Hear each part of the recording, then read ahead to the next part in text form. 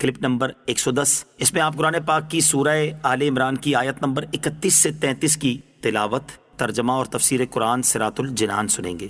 بسم اللہ الرحمن الرحیم۔ ترجمہ: اللہ کے نام سے شروع جو نہایت مہربان رحمت والا ہے۔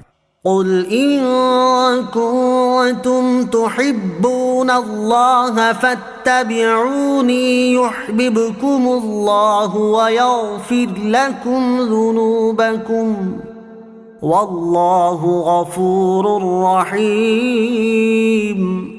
ترجمہ: اے حبیب فرما دو کہ اے لوگو، اگر تم اللہ سے محبت کرتے ہو تو میرے فرما بردار بن جاؤ، اللہ تم سے محبت فرمائے گا اور تمہارے گناہ بخش دے گا، اور اللہ بخشنے والا مہربان ہے۔ قل ان کنتم تحبون اللہ فاتبعونی، اے حبیب فرما دو کہ اے لوگو، اگر تم اللہ سے محبت کرتے ہو تو میرے فرما بردار بن جاؤ۔ اس آیت سے معلوم ہوا کہ اللہ تعالیٰ کی محبت کا دعویٰ جب ہی سچا ہو سکتا ہے جب آدمی سرکار دو عالم علیہ الصلوۃ والسلام کی اتباع کرنے والا ہو اور حضور اقدس صلی اللہ تعالیٰ علیہ وسلم کی اطاعت اختیار کرے۔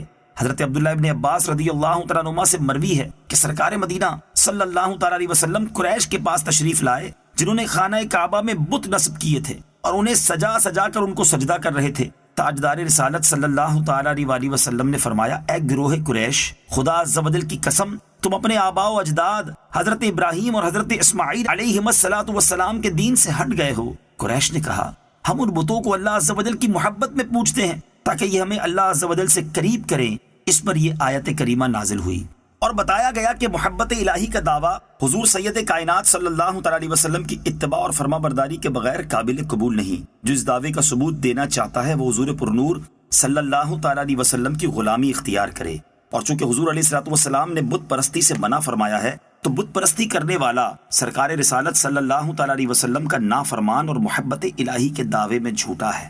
دوسرا قول یہ ہے کہ مدینہ کے یہودی کہا کرتے تھے کہ ہم کو حضور علیہ الصلوۃ والسلام کی اتباع کرنے کی ضرورت نہیں، ہم تو اللہ عز و جل کے بیٹے اور اس کے پیارے ہیں۔ تب یہ آیت اتری۔ مفتی احمد یار خان نعیمی رحمۃ اللہ تعالی فرماتے ہیں کہ یہی قول قوی ہے کیونکہ سورہ آل عمران مدنی ہے۔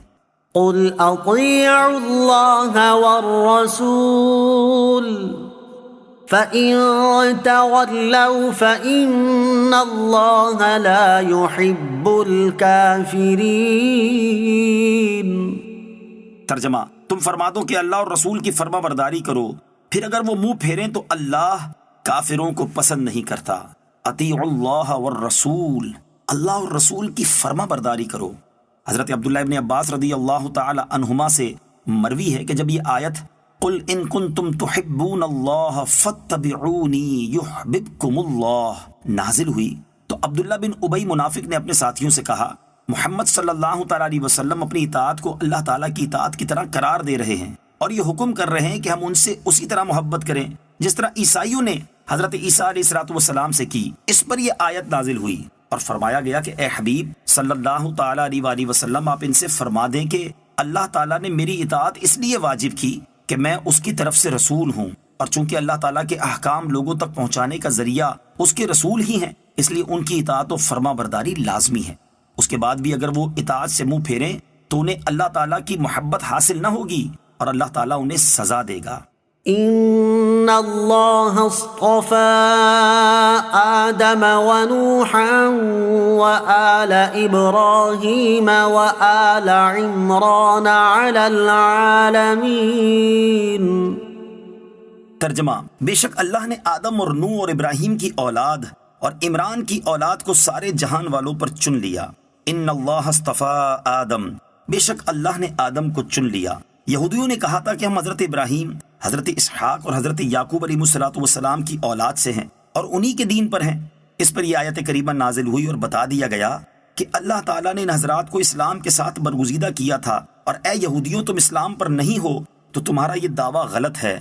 اس آیت سے یہ بھی معلوم ہوا کہ اللہ تعالیٰ کے برگزیدہ چنے ہوئے منتخب بندوں کی عظمت و شان کو بیان کرنا اللہ تعالیٰ کی سنت ہے، جیسے یہاں پر برگزیدہ بندوں کا تذکرہ ہوا اور اس کے آگے کی آیتوں میں مقربین بارگاہ الہی کا تفصیل سے تذکرہ ہوا۔